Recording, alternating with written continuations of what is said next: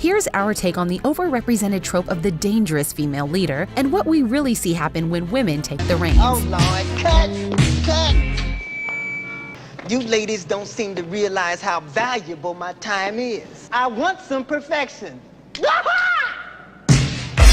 everybody, this is Petey from the Spin Rack. We also have Calvin Ellis ready to rock. Today we're gonna view we had an episode to react to, but we're just gonna go to wait a second, I'm not ready to do this yet, but let's just take a look at our favorite channel, The Take. Here we go. This is The Take, analysis for film and TV fans. And look at the titles they got here, right?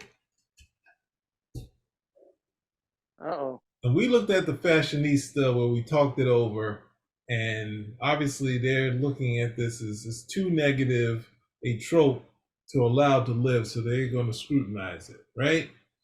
And I think they're okay with the guys who are perfect on paper, but not actually good in the relationship. Oh, here's another good one. The dangers of making infamous people into anti-heroes. I don't think any of these things make them into anti-heroes, but if you want to interpret it like that, so what wets your beak right now? Hell, here we go. Bad female leaders. This is a good one to go to. Let's see how long. This is just this exercise is just to see that would beg the question: are there actually good female leaders? Oh God! That means you got to actually do a show showing some good ones. Wow. That's what they always trip themselves up, because if you just said bad leaders, that's the thing. They did the same. If you just said bad leaders, you'd be okay. Bad female leaders. Okay, you're saying there's some. You're actually saying there's some good ones. You're begging the question on that one, or did you not realize that? Here we go. It's just about set up with the most fun we ever had. Here we go. We're gonna try it again. This is our third on The Take. See how quick. It's only 14 minutes. Why is Hollywood so against women being in charge? God never intended a woman to rule this land. She's the Antichrist. In recent years, TV and movies have focused a lot on the figure of the failed or bad female ruler, from making Daenerys the ultimate villain of Game of Thrones to centering dramatizations of real-life cautionary tales like Elizabeth Holmes. But that woman is like, how do you do a docudrama about someone who's a terrible leader and say, why are you doing a story on that famous person, infamous person that you want to do a story on? Yeah, I'm trying to hold off, but Meryl Streep's character was not a leader. She was the editor. Not the same. I mean, it was a successful business, wasn't it? It didn't fail. Yeah, she's the boss. There's a totally different. There's a big difference between being a good leader, okay, and being a bad boss. You can still have a successful company and be a bad boss. You can, as long as you're in the green, as long as you're making the money, you're fine. Who cares what the underlings think? Like, the workers understand that. As long as the place is running, you're making money, you're doing a good job. But okay, so they already started bad with the. Well, I'm gonna just have this. I got to scroll back because, like, what's it? Robin Wright taking over, like, she killed it. Like, she wasn't a bad leader in this thing. She just was evil, which is they set up that she was evil. They set up her and Frank Underwood were evil. They always were evil. Now what's she supposed to be? You see her with the cat. She pets the cat and. She's the Antichrist. In recent years, TV and movies have focused a lot on the figure of the failed or bad female ruler, from making Daenerys the ultimate villain of Game of Thrones to... Okay, I'm sorry, I can stop again. Failed, bad, two different things. As you said it pretty much that. Centering dramatizations of real-life cautionary tales like Elizabeth Holmes, popular stories tend to paint women leaders as either too idealistic and emotional, ruthless, conniving Lady Macbeth types, or self-serving, hypocritical girl bosses who tout their gender as a reason to trust them, but turn out to be corrupt frauds. Do you hold yourself responsible for not having critical oversight? I'm a better leader now. And like I said, it's devastating. All this is in contrast to plentiful examples of real women, past and present, who have excelled as level-headed, intelligent, and inspirational. You can't do that. Okay, you can't match fiction against reality. Come on. What is it? Who's doing this show? Okay, you just served up fictional creations. They're created to be that way, with the exception of the docudrama, and then you want to compare them to actual real life leader. It's not the same, and you know it. Oh, good grief! That's like me comparing King Arthur to Martin Luther King Jr. and asking why Martin Luther King Jr. never pulled the sword from a stone like he did, or fought on Baton Hill. Come on. What about the British? What was it? The woman that was forced out of her job. Isn't that? It's not a trope. It's sometimes there's some bad leaders. Like, what's her name? May, yeah. What were they saying? They said, "Which will last longer, a head of lettuce or her?" And the lettuce beat her. Come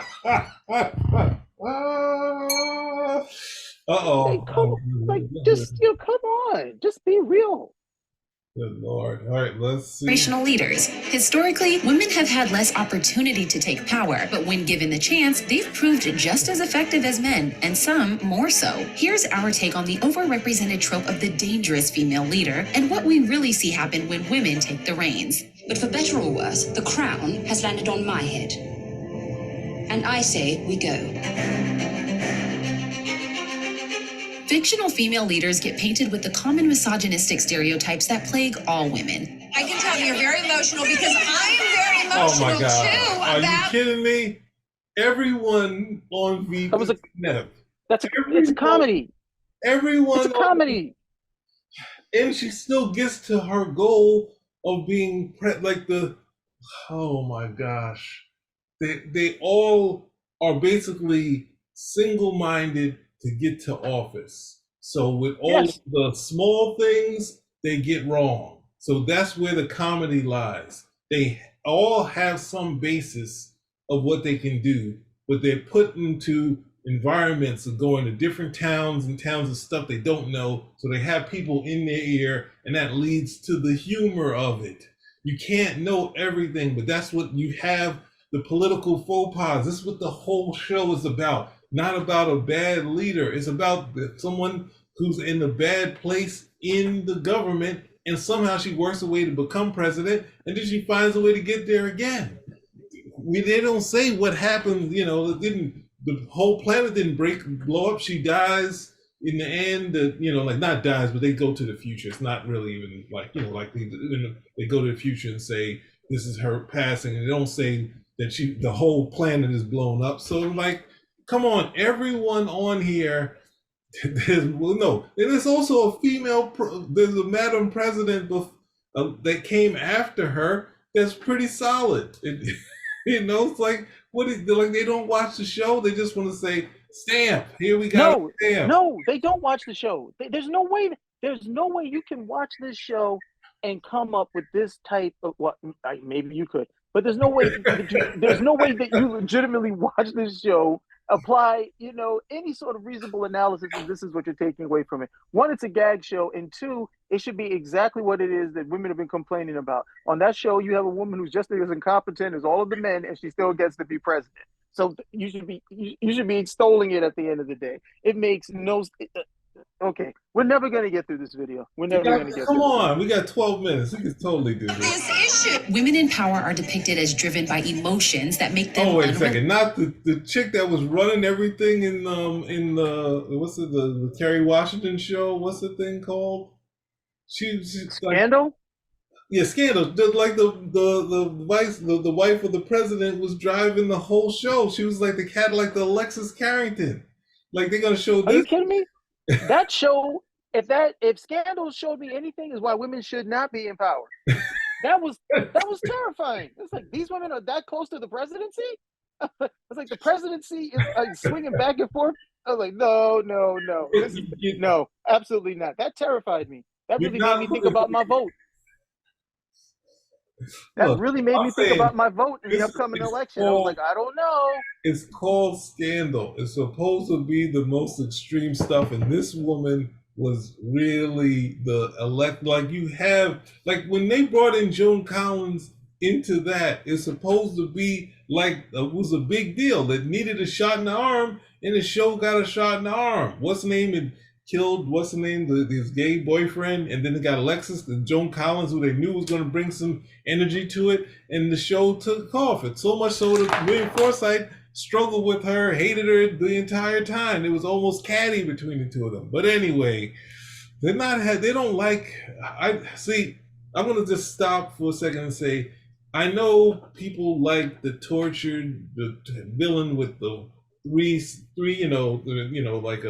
like a fully rounded three-dimensional character type of deal. But a lot of times when people write this, they have to make the heroes be more gray and have their bad side to make the villains, and then you get to what Ditko was complaining about. It's like now both are gray, but you look more to the villain because they're like, oh wow, I can relate to Magneto more than Charles Xavier. Why? Well, there's dead mutants all around, and Magneto's there. No, he's not stopping it. The X-Men used to stop it. Magneto just stands there and say, "That's why I should rule." But anyway, another rant.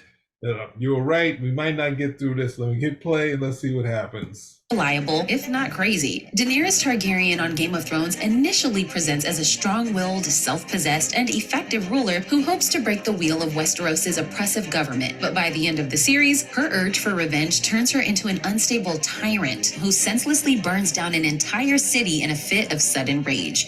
I'm all for it.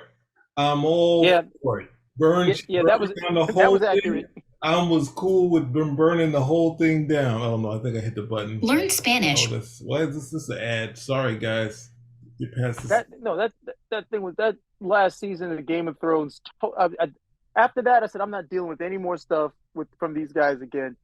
They totally wrecked me with that last season. Writing was all over the place. Okay. And then the author, they were like, "Hey, you want to finish this up?" He was like, "No, I'm too busy stacking paper from the floor to the ceiling. You guys finish it. Just make certain I get my check." I'm making my appearance on Z Nation as a zombie struggling to sign books. Here we go. They got that one right. Yeah. Other fictional female roles lead into a different stereotype of power-seeking women as being. What's the name? And working. Oh, God, didn't they have?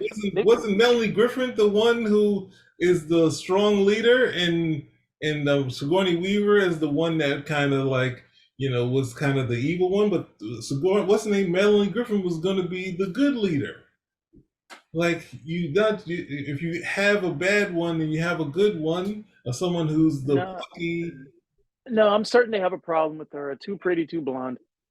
Unnaturally cold and conniving. This characterization has its most iconic roots in Lady Macbeth, a woman who manipulates her husband into committing murder. When you just do it, then you were a man. One of the core takeaways in stories about this type of character is that by being so ruthless and ambitious, she's trying to detach from her very womanhood. Unsex me here. And fill me from the crown to the toe top full of direst cruelty. The long shadow of Lady Macbeth strongly informs Daenerys' primary foil throughout Game of Thrones, Cersei Lannister. We start the series with glimpses of how Cersei is trapped in her marriage to King Robert. I should wear the armor and you the gown. Which she eventually manages to maneuver her way out of by getting him fatally wounded in a hunting accident. Through years of machinations, she becomes queen in her own right. In some ways, Cersei is the best player of the Game of Thrones, but only because she has no one holding her back. She's willing to... Okay, just no. That's not what happened. Did you watch the show? One, you can't just come into the show without any sort of backstory or without having paid attention. Cersei was a mean bitch years before, she was forced into marriage. From the beginning. Okay? She tried, what is it? She tried to, She tried to emasculate, what's the little person's name again? I can't remember. Tyrion.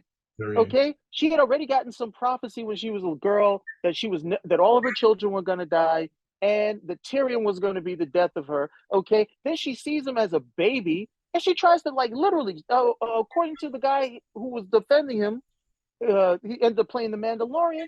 What is it? You know, she tried to, what is it? She tried to, what's the right word? I don't know what the right word is, trying to pull off somebody's penis, but she tried to unsex him at that point. There's the unsexing that was happening.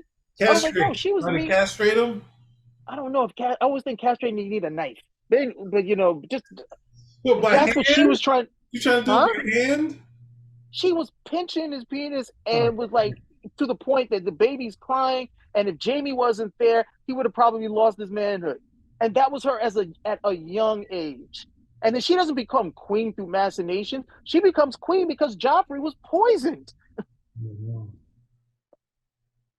And she was the queen mother. She didn't manipulate that. Okay, that was manipulated by one of her enemies, who Jamie found out about at the very last minute after she drank the poison. I mean, you got to get this stuff right. Okay, you got to get this stuff right. This is not about, you can't just fast talk over it and then throw a whole bunch of the victimology and expect, no, people watch this stuff. That's not what happened. All right, so here we go. We are 3 minutes, almost 3 minutes in. To do absolutely anything for power, including mass murder. You felt good to imagine their shock and their pain. She's evil. House of Cards presents a similar character in Claire Underwood, who starts out the series ruthlessly ambitious and cold as ice, and only becomes more Machiavellian and power hungry as time goes on. Yes. Presidents aren't allowed to be human. You have to choose power or love. Female rulers are also often depicted as being hypocrites who use nice-sounding rhetoric to gain power, then prove to be even worse than the guys. Of course, there have been high-profile cases of bad girl bosses in the last decade who have made big promises and failed to live up to their own hype. The verdict is in. The disgraced Theranos founder and CEO found guilty on 4 of 11 counts in her landmark Silicon Valley fraud case. But our media and pop culture seem set on foregrounding and revisiting these examples, repeatedly unpacking exactly what was so bad about them. Sometimes it's that their dreams are too big and they have too much hubris to listen to the smart people around. Stop showing this person here. This not. You're gonna do a reality docudrama on someone who's terrible. Like how many Bernie? There's like 3 or 4 Bernie Madoff things out there. Like one with De Niro, one with Dreyfus, one. And and the whole idea is you've got a whole genre now dedicated to true crime. Mm-hmm. Yeah. Okay. And then it's like it's almost like you never watched a Lifetime movie where one of the basic trophies of a Lifetime movie is watching some woman who has it all and her life just unravels. You know, she's got some deep secret and everything just unravels. You know, so those type of things keep playing because people have interest in them. Okay, it's not that they keep going back to this. Well, people actually have a genuine interest in these. But there are only 7 plot lines out there, and we keep telling the same story over and over again with different cosmetic and with cosmetic flourishes about the whole thing. And it just sounds like whining. Well, why do they keep going back? Because people have an interest in it. Okay, your viewership is both male and female. All right, so you're getting people, okay, both sexes who have an interest in seeing this type of thing portrayed. They find it entertaining.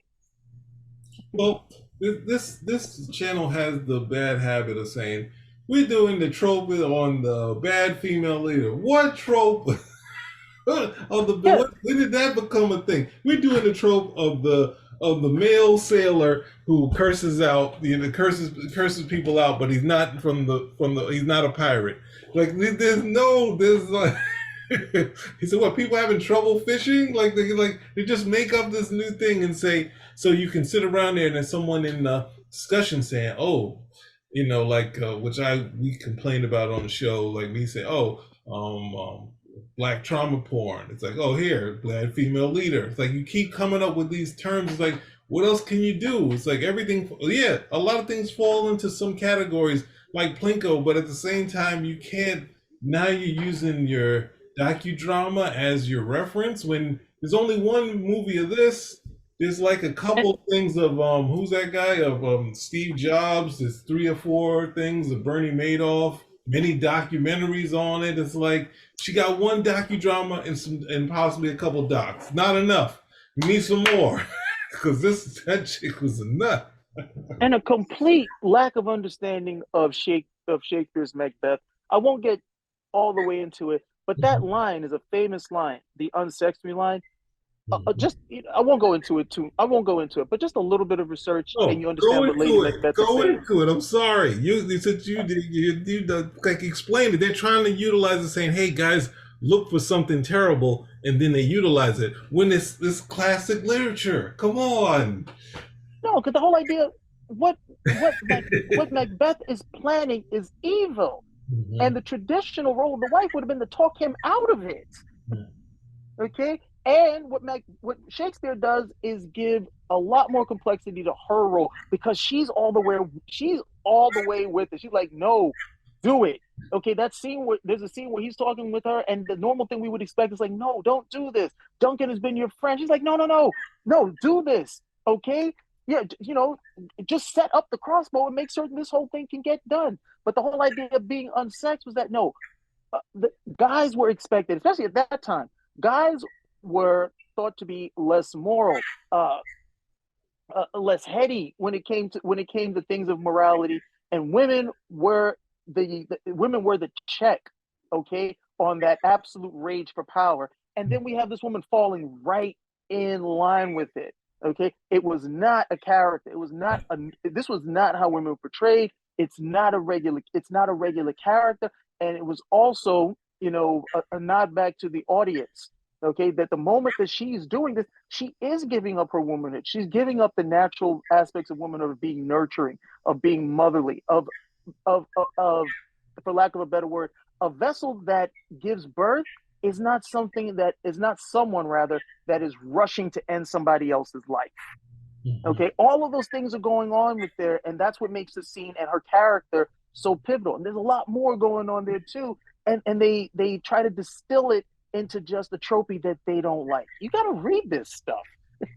Well, thank you. That's what I mean. I'm sorry to force you to say it, but I don't want it to just step over it and it's like, let's say, wait a second, wasn't that something like classic here? Like we just. Oh no, no. Shakespeare is my mediator. Okay, I love this. I mean, I don't like all of his plays, but the stuff I like, I know very well. So when I hear something like that, it's like you didn't read the stuff of Game of Thrones, or you didn't pay attention to the show. You don't know what you're talking about with Macbeth. Okay, it seems I don't know. I don't know how. I mean, how are we going to get through 14 minutes of this? Because I'm reading the stuff and I'm like, okay, to a certain extent, the stuff that they said with Daenerys, yeah, you got that spot on. But you can't be 1 for 5. Yeah. And then you're making up these made up tropes. These made up tropes at the end of the day. There's no fashionista trope. Okay, and then the same thing you were talking about with the fashionista. Okay, with Meryl Streep's character in Devil Wears Prada, well, you're showing her again in the evil boss trope. So what is it? I guess this is some weird sort of intersectional stuff that they're doing at the end of the day. But the last time I looked, Darth Vader is not both the evil. He's not both the what is it? He's not both the evil leader and the bad father. He doesn't get to be both. Yeah. He gets to be one. Yeah, no, and I don't think people get to enjoy a character like in what's the thing they just showed House of Cards. This is based off a British show. I mean, the name says it all in it, right? So it's like at the same time you see a character in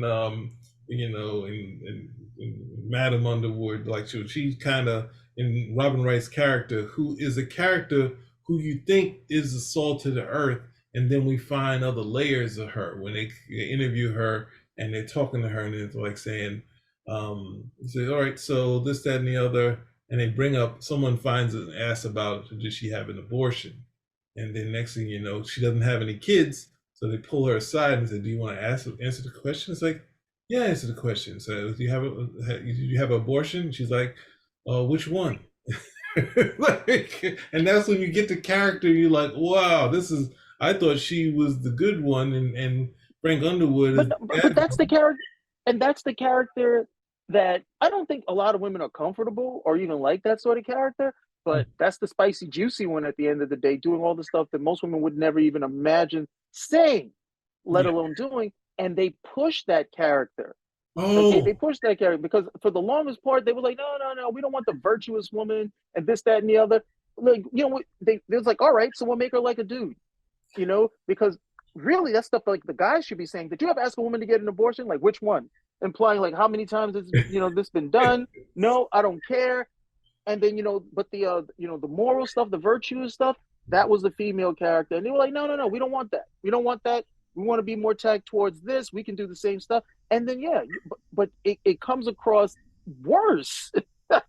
It comes across worse, you know, for obvious reasons at the end of the day. But well, that's what you wanted. That's what you got. That's what when we were just speaking on it, I just remembered that, like, her character struggles with being like a nobody. She thought it was going to be the two of them. That's why they didn't have kids. They were like, we're the two of them. She's allowing him to have. They have sex. He has sex with guys. She has sex outside of marriage. But she's like, we're both supposed to be in power, and you're kind of taking this all to yourself. So he's like, you know what I'll do? I'll make you VP, right? And then next, you know, she's still not happy. But they have a moment where he's like, all right, you're VP, but you're not. I've had it with you. I'm putting you so far out of the place, like you're not going to be able to do anything. And then 2 seconds later, he gets shot, and she has to do something. And she's, you know, she's solid enough to get enough base to do, like, she covered like anyone. It's like Giuliani covering over, what's the name, like during 9/11. And it became like, it was done like that. It wasn't done like she was like any sort of miracles. It's just being the leader that's present, like that sort of thing. And then her campaign kind of get bigger, so she decides, nope, we're going up against each other in the primary. But they didn't get to do that story because Kevin Spacey got in all that trouble. So they did a story where you don't know what happened to him, and she plays out the rest of it. And it's just like, you know, it's like Alexis Carrington as running all the business type of thing. But it's like they forget there's that little window when he gets shot and she has to cover, and she just, you know, but doing the Giuliani, the America's mayor thing is just being presentable and being gracious and doing that stuff during this period. So, and having the right people in place. When she started to hear different things, listen to the right people, when they get a little too much power, she's able to push them back. So it's like, as a leader during that period, it was solid enough. But yeah, she's a bad guy. She's totally evil. Like, that was the character. I mean, we saw her. She was the salt of the earth, and it's total. But it's like, you're not getting into that, the thing of, you can have a nice person with some bad background, but that's not three-dimensional. Three-dimensional is having a bad person and have them pet a cat, or at home they take care of their grandmother or something like that, or they had someone, their parent did something terrible to them, you know, made them stay in the cellar, and that's why they're so mean. That sort of stuff is just, don't they think those things are tropes? Aren't those things the cliches? No, they're not. Those make their characters well-rounded. Oh, you're petting the cat. Wow, he's a nice cat. What a great character. Them or see their own limitations. Our mission is to unleash every child's superpowers. You can't put a price tag on that. Other times, this character is portrayed as just lacking in some basic moral feeling or decency. President Coin in The Hunger Games, like Daenerys, starts out acting like a capable, empathetic ruler, helping lead the resistance against President Snow and the institution of the Hunger Games. Miss Everdeen, this revolution is about everyone. It's about all of us. And we need a voice. 95% of Uber Eats the hard orders part are with this, we got a commercial break again. But the hard part of this is like looking at them. They just showed in the background, Philip Seymour, was it Hoffman? It's like looking at his roles and saying, why does he have to be a son of a bitch all the time? Because the actors enjoy playing those roles. It's not evil trophy trying to tear down men or women. It's like, these actors, Anne Heche is enjoying the role, having fun with it. It's not. And they like playing. A lot of times they like playing the villains because it's against type. Most people don't act like that. It requires acting. Mm-hmm. Right? The virtuous one is like, well, you know, this is not too close away from where I am in my real life. I wouldn't tell somebody to go and kill someone. Okay, I wouldn't go over here and have 3 or 4 abortions, but. Okay, this character is doing this, so I actually get into this particular role. So yeah, it's more it's like an actor, if they get the opportunity to play themselves as a twin or something, they usually love that. They're like, oh wow, I get twice as much screen time. Yeah. You know, I really get to, you know, yeah. So they're like, this is right up their alley. So you're not going to get away from that. And man, we're never going to get through this. Come on. Well, okay. I'm not going to make any comment for at least a minute, unless it's really bad. Plans yet another Hunger Games as a way to consolidate her own power, this time using the children of the vanquished rulers in order to enact revenge. She even stages a false flag operation by bombing and killing civilians. She's bad. She never liked you. She doesn't like anybody or anything she can't control. There are structural reasons that female leaders may feel more pressure to compromise their ideals and harden themselves against a hostile work environment. But instead of thoughtful investigations of that, so much of the time we just get power-hungry female characters who are cartoonishly hypocritical and lacking moral boundaries or feelings. Rebecca Webb, the desperate CEO of a soulmate-finding company in the Netflix series The One, leaps pretty suddenly to killing one of her best friends when he threatens her business. Don't get him help, he's gonna die. Maybe this is for the best. On Prison Break, Vice President Caroline Reynolds actually poisons the president in order to get what she wants. Wow, what part of Prison Break was that? I didn't get that far. Wow, I would just say, just like the other thing I said with, what's that show with Veep? Don't Look Up was everyone else being incompetent except for the scientists, and no one wanted to face the facts. So everybody was incompetent. They made the nuclear physicists the AF, like the astrophysicists, they wanted the F type of thing. It was total incompetence on everyone. So it's kind of hard to. You said I couldn't get things done. Madam Vice President, perhaps we can get together and discuss how to move. It is president now, madam. The female ruler is held to an impossible standard, that she should be a mythically feminine caretaker who's simultaneously free from emotion, unflappably logical but never cold, and always entirely authentic and selfless in helping other women no matter how difficult it is for her to rise up or maintain power in the first place. Clearly, this standard is built for women to fail it, and thereby reinforce our cultural expectation of the untrustworthy female leader. How about you? Are you the lady of your manor, but just need the title to match? This video sponsor, Established Titles, can actually make it happen. The premise is simple. There's an ancient Scottish custom which allows landowners to call themselves lord or lady. Established Titles facilitates the purchase of you get an additional 10. All this negativity around the female ruler character happening now, in part, it's a backlash stemming from the rise and fall of the 2010s girl boss. You know, I tried college for a year. Total bust. Everything you want to learn, you can just look up online. Named after Sophia Amoruso's book and the TV show based on her life as the young CEO and founder of Nasty Gal, the girl boss phenomenon built on Sheryl Sandberg's book Lean In to argue that women being individually successful is politically important. Sandberg and the movement did identify some pervasive stereotypes and obstacles facing women. As a man gets more successful, he is better liked by men and women. And as a woman gets more successful, she is less liked. But the promise of the why do you care? A lot of they say insanity is was it doing the same thing over, and expect a different result. That's usually how people react to their jobs. They go in there, they expect a different result, and then they come home hating their male or female boss, saying, "Oh, my boss." If you're the girl boss or the boss, those people tend to be a lot different than the average person. Because the average person doesn't like really seeking power.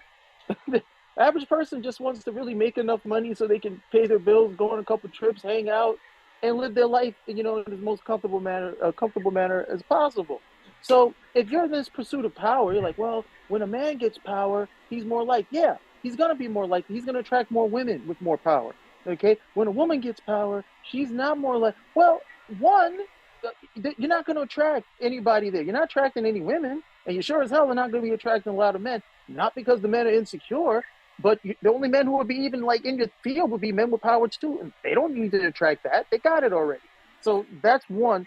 But then the other part is, why do you care whether you're liked or not? You're not in the pursuit of making connections with people. You're not in the pursuit of making friendships or relationships. You want power and success. Well, you got power and success, but there are trade-offs, and this is what you get for it. Okay, the person who decides, well, I want to do this and I want to be like high octane on business. All right, so you put in 120 hours a week, but that also means you're not going to have time to do a whole bunch of other things that might round you out as a human being. There are trade-offs to it. If you don't like the trade-offs, then do something else. I don't know that. The thing of it is, I don't know if the boss really wants to be liked. They have their own Exactly. friends. Why do they care? They have their own friends. You're usually not in their circle. What you think? How many people liked, Henry Ford? They might have liked him a little more when he raised their, how much money they were making. But before that, and at the same time, you see in him, it's like, well, I'm paying off this car now. It's like he's sitting up there, like in his Xanadu, like God damn, like he's still America's enjoys hating their boss, right? And whether you did your poll and found out that I think you're coming up with some light numbers of people dislike, because you kind of become. I mean, it's like you're gonna become odds with your boss. That's just what it is, and your boss is not gonna be able to see the forest for the trees. There's too many people. They might have some favorites, and having a favorite is going to make you, but that's across the board for any boss. The fact that you can do a poll and say, well, we like the male boss, maybe they respect the male boss. Maybe they look at them and say, I can be like them, but it's still, you're not, the boss is not really, shouldn't really care about being like, unless you're in a movie, then you can do that. Or you can do the undercover boss type of thing. And that's what they're talking about. They're talking about a fictional fabrication. And that's what the female boss, the female boss should come in and meet a certain criteria, not and shouldn't, differ from that criteria, because if they do, then they're a bad boss, which is contradictory to everything that they've said at this point, because they have had all these issues, okay, with one particular template, but the other one is what supposedly the good boss is supposed to be, and these are fictional creations. They're going to be whatever they're going to be. You don't have to like them. But then the other thing is, and this is something that they're missing, those characters are not created to be liked. They're created to be disliked. They're villains. Yeah. Okay, that's the reason why they act that way. If you don't like female villains, okay, but then the same thing gets back to the original. Oh, we want women to have different roles. We don't women to always be the virtuous one. Women can do this. Okay, fine. And then when you do it, and okay, this is what's hooking right now. Okay, this is where people are going. Oh, we're going with this. This is good. And we know how much they love to check boxes in a story. The first 15, 20 minutes of most of these new TV series or films is to check in a box, making certain that we've said all this stuff, that we've introduced these characters, we've done this, that. Okay, now we can actually get to the story. So they're going to do this stuff because you've been complaining about it. Now you're getting what it is that you want, and you're complaining about that too. Yeah, I think a lot is lost in just sitting around and critiquing, and you're cutting yourself away from stuff you can watch and saying what would be, and that's the thing. I think you said it earlier of saying, well, you were saying that it's not toxic if you like the guys. It's not a trope. It's not a cliche if you like it. If you like it, it's okay to do. And that's the thing. You find a creator that you like, that you like the style of their writing, of Josh Whedon or Kevin Williamson, and say, these guys write, pretty strong female characters. I like them, until you find out some things of their past or their present, and you're like, wait a second, look at this thread that's in there. It's like, now everybody hates Josh Whedon, like that sort of thing. But anyway, let's see. Girl boss was that by simply occupying the same positions as men, women could make things better for the world. And unfortunately, whatever individual successes high-profile girl bosses achieved didn't seem to change anything structurally besides putting a woman on top. Sandberg is leaving Meta under scrutiny about whether she inappropriately used company resources to focus on building her own personal brand. Senator Kyrsten Sinema uses girl boss energy to attract fun headlines about herself as a disruptor, but she's largely channeled that energy into obstructing agendas for change, like when she voted down a motion for a $15 minimum wage. Ms. Sinema, no.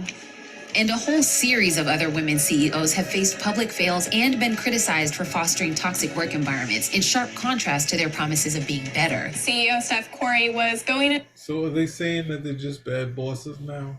What does this have to do with the fictional characters? They're not good at being bosses. Like, where's the argument? It's like people I now have to go defend the actual ones.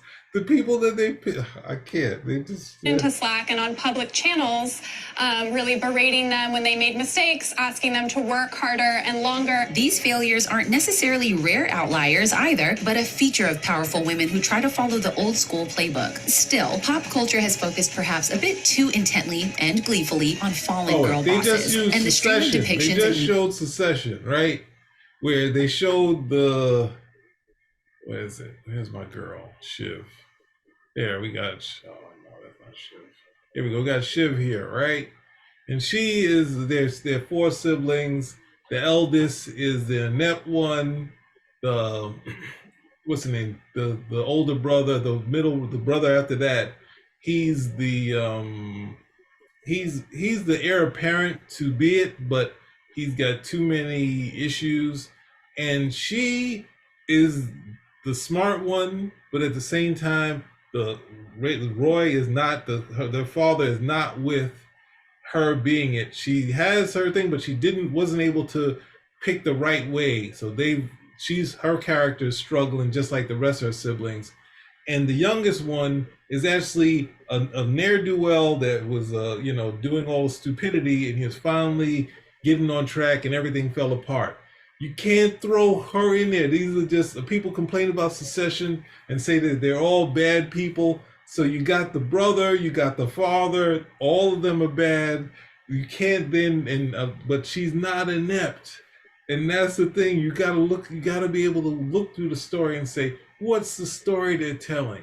Yes, Shiv might be a bad person. She's got a terrible agreement with her husband, which led to something terrible happening in season 3 against her by her husband, right? But at the same time, as what she does as far as business, she's strong at that. And as far as what she was going to do politically, she should have maybe stayed that way, but she tried to go with the father's business. The father kind of pulled them in, and then she took it away the same way he did Kendall. So you have these great characters that have all these facets to them, that have these terrible aspects to them too. And then you just look and say, I just need a good person. It's like, there's no drama. There's nothing you can get out of making a boring character that just does a good job in the drama. To prove what? To show that, to say that women can do the work so you'll have it, trickle down to the reality is fiction. Just have fun with it. Calm down. And then they're cracking on the real life women. Yes. Like, they're cracking on them. I'm like, okay. What is it? She's blocking legislation. You're cracking on her because she's not voting the way you want her to? That doesn't make her a bad senator or ineffective. You just don't like her. Well, when Trump went bankrupt, like he wasn't getting with a nice pat on the head. They're like, he's finished.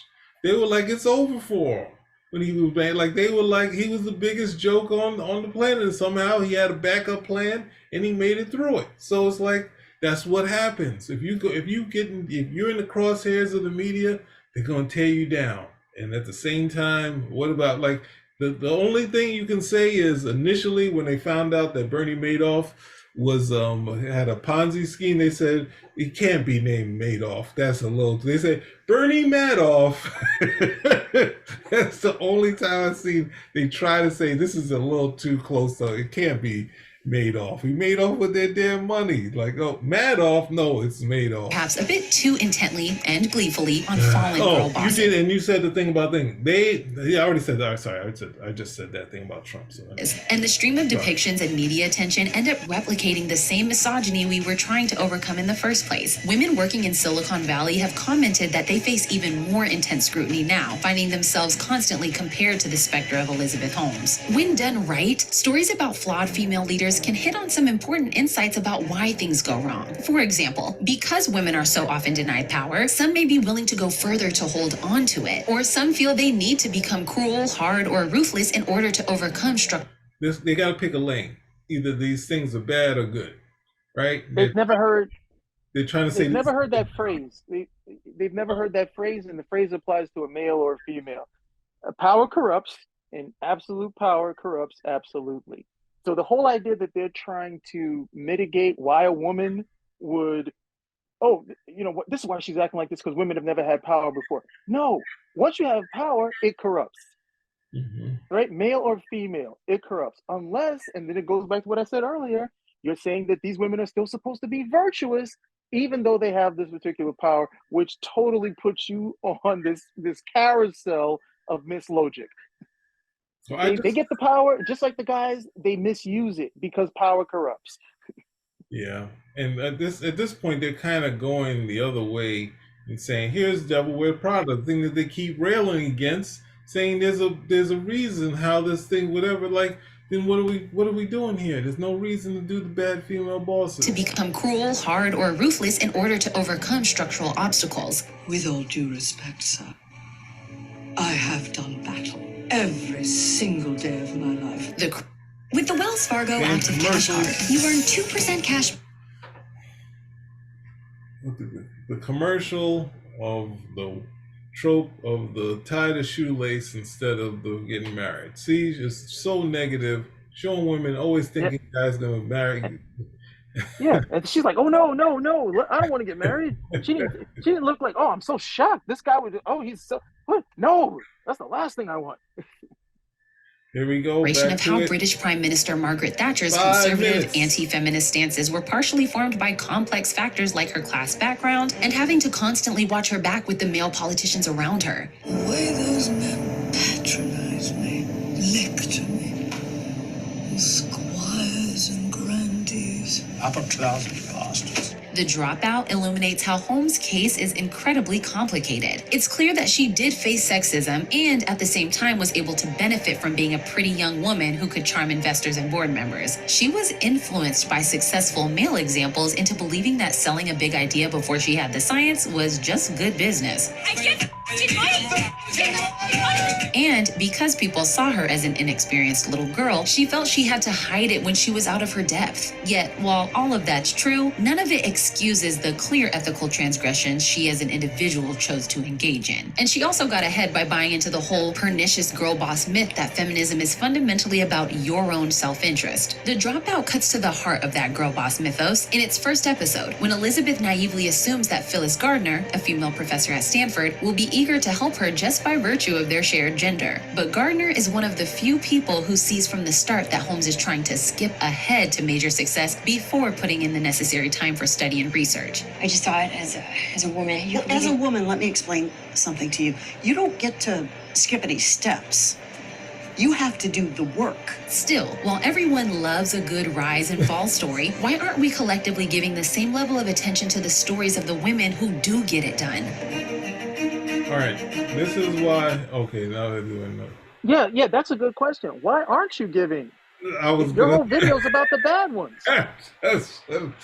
You got a platform. Do it, man. There it is. Yeah. Why? Because negativity sells, and so you're going to push the negative stuff. Hey, let's just try to get through this. Okay. I gotta wrap. Focus on female leaders is especially frustrating because many of the major historical and contemporary examples of female rulers are in fact positive examples. And we can see this in plenty of stories about historical women leaders. Depictions of Queen Elizabeth II emphasize her being grounded and committed to her duty as the queen. I declare that my whole life, whether it be long or short, shall be devoted to your service. The Crown shows many of the ways Elizabeth had to navigate double standards and higher expectations for women, but still managed to pull it off. The trouble is, I have the sort of face that if I'm not smiling, and everyone says, "Oh, isn't she cross?" Numerous films and shows spotlight how Queen Elizabeth I broke the mold as an exceptionally accomplished queen. Meanwhile, The Great offers a highly divergent, stylized version of Catherine the Great to paint an aspirational picture of an idealistic ruler who is passionate about wanting to rule well. The actual history of Catherine's reign is complicated, and the show's Catherine certainly isn't perfect either. She's pulled between her personal idealism and the lures of pragmatism, cynicism, and revenge. But overall, The Great creates a version of Catherine who embodies the potential that women have to rule and usher in progress. Most women die with an unsaid better idea in their hearts. Many historical female rulers were royals who took power by virtue of their birth and rose to meet the moment, rather than campaigning to prove merit in advance. The fact that powerful and competent women have frequently gained their position by accident is reflected in fictional American presidents on TV shows like Commander-in-Chief, Quantico, and Madam Secretary, all of whom take the job when the male president is incapacitated or forced to resign. Plenty of countries in Europe and around the world have elected women to their top jobs, yet we seem further than ever from seeing a woman take over the White House in America. Replenish the Social Security Trust Fund. Many, if not most, fictional female presidents are loose analogs to Hillary Clinton, because for years, Clinton was the only female politician even imaginable as a potential president. And after Clinton's 2016 electoral loss, many people seem to decide the prospect of electing a female president was doomed. So now we're in a post-Hillary, post-girl boss, post-lead-in moment. Where do we go from here? Part of the solution, I'm trying to make it through. Lionize people who hold power simply because they might be a good example, and then setting up the inevitable disappointment when they don't turn out to be a perfect savior of humankind. There are clearly effective and competent female rulers, at least on the same level as male ones. But if we interrogate the nature of power itself, the truth is, there might not be such a thing as a totally good ruler at all. My turn. Thanks for watching The Take.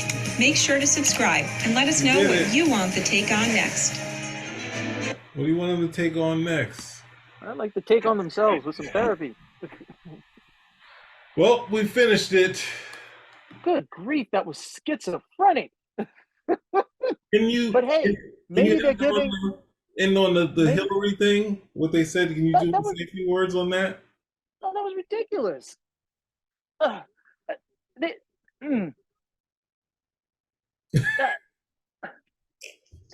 don't know why they put so much weight on Hillary Clinton running for president. One, it should have been obvious that Hillary Clinton was not the person to run when she lost against Barack Obama. She had everything in her corner: name recognition, money, okay, a good head start on everything. And Barack Obama was not a great candidate to start, and he ended up winning against her. Yeah, so that should be right there. She's not a good candidate to run. Then it was like, all right, he brought her into office. They're going to run again. You know, Joe Biden stepped up. Okay, fine, and she lost to Donald Trump. There's no excusing it.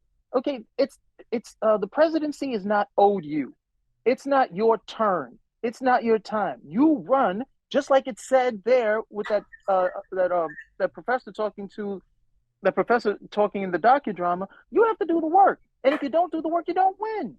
Mm-hmm. Okay, that's it. Look, I mean, normally in a regular presidential election, once you have the delegates, they wrap it up. Obama had to run every single primary. Look, he raised more money than any other presidential candidate in history. And nobody seems to think that had nothing to do with him being black. He had to go out there and win. He had to produce. He had to do the work. It's the same for any woman who's going to run for office as well. You've got to go and show that you can win an election. That's it. And if you think that your gender, okay, sex, your race, your economic status, your age are not going to be political issues, then you're a fool. It's politics. They're going to beat you up with whatever they can. You know, it's a zero-sum game. You win or you lose. So that right over there was just total. It's. I don't understand the marriage between these fictional characters and real-world politics. I don't understand where they were going with that. It just seemed, again, for me, very schizophrenic. Because the characters, you can make them do whatever you want. The real-life people, okay, you're picking and choosing who's good and who's bad. That's not, and again, that's not how it works. Hillary Clinton, as an example, just seems like you guys cannot get over the fact that she ran twice, she lost twice. She had inherent strengths over both candidates and was not able to get across the finish line. Okay, at some point you just gotta let that go. But that doesn't. But the examples that they're giving here are so skewed. But they know their audience better than I do. And I don't know what they're getting in their DMs of turning like, what do people want to see? Okay, so I guess they're giving them what they want to see, and they want schizophrenic content. Well, I mean, I'll I just want to. You did say the thing of what people, even though there was terrible polling and people weren't saying what they actually felt, and leading the news to say there's no chance for Trump to win, and either that's why voter turnout for her wasn't there, or the other thing of the areas that she needed to campaign, she wasn't there for. And going back to what you said, which is a hard thing to say because nobody wanted. There were Republicans that didn't want Trump in there. So at the same time, it's kind of hard to be looking at. It's hard to look at that and say this is also a testament to why we changed the TV shows and showed that, we changed the TV shows, then this would have changed how people looked at women in office. When you had malarkey. That's just totally ridiculous. That's like saying 24 is the reason why Obama became president, because people got comfortable with seeing a black president any more than seeing Zeus in Fifth Element being president. If anybody saw Zeus being president in the Fifth Element, you'd never put a black person in office. Did he look competent to you? You thought the world was going to end at any second with him at the wheel? Come on, the way the character, and again, that's the way the character was being presented. I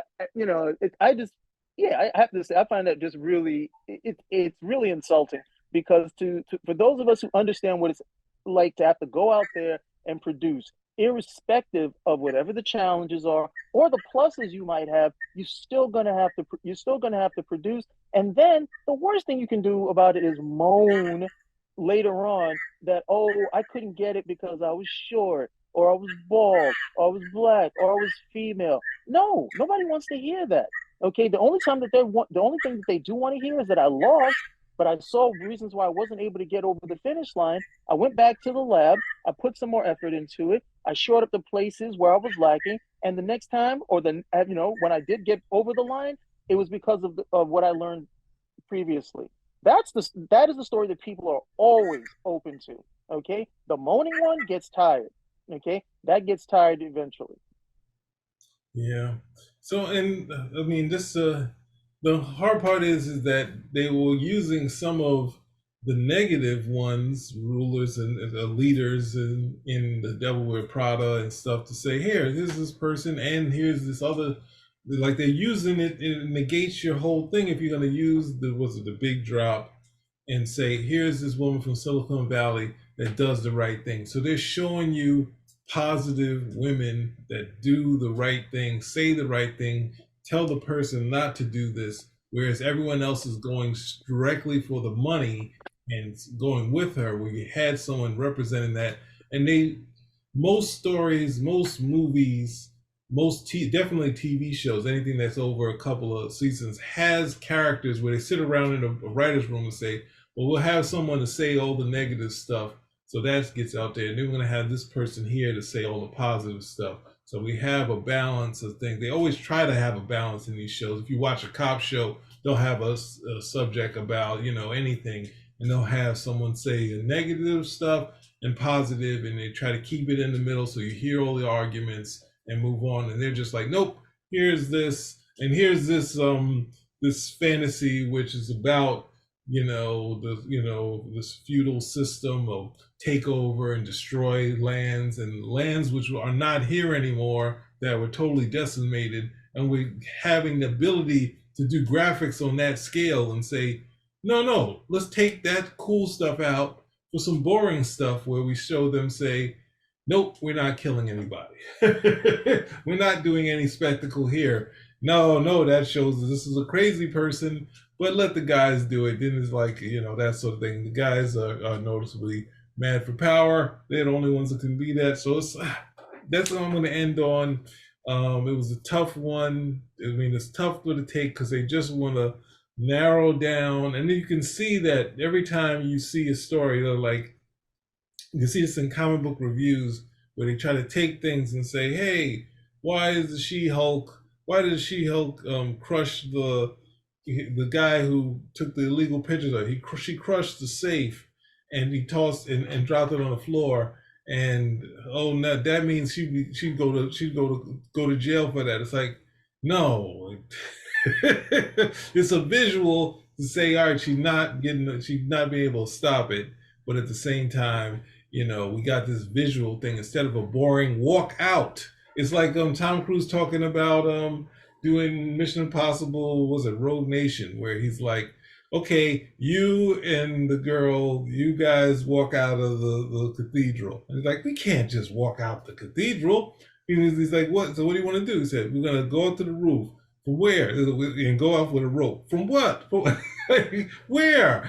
And it's like that sort of thing. It's like you want to have something visual.